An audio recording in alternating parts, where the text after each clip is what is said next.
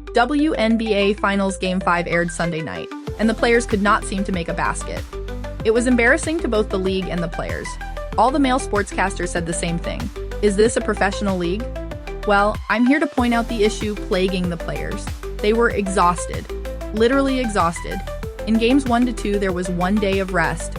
In games 2 to 3, there were 2 days of rest, but travel was also involved. Games 3 to 4 allowed 1 day of rest, and games 4 to 5 also had 1 day of rest. In contrast, the schedule and timing of the NBA Finals typically span 2 to 3 weeks, with games spread out to allow for rest and media coverage.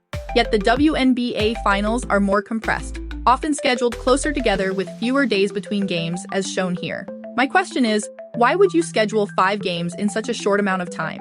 Any athlete would know you need rest to play up to your potential and not hurt yourself. Since I started watching the WNBA in August, only a couple of months ago, I have noticed these types of glaring mishaps, showing a total lack of respect for player safety. I researched the WNBA and NBA commissioners, and neither of them was an athlete, so I'm not sure how they ended up with so much power over such a powerful league.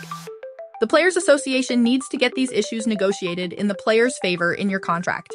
Spell out the terms, the days of rest needed, what it will cost if the league decides to add games to your regular schedule, and what are the consequences of hip-checking a player standing on the court waiting for the ball to be put in play.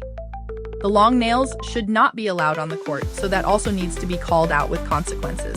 Lastly, what are the consequences of posting on social media during the season? No player, in my opinion, should be on social media during the season. The new fans will not stay silent if things don't change. The players need to be protected. Feel free to let me know your thoughts. So if someone in the league looks at social media, they may start acting like they care about the players and their safety.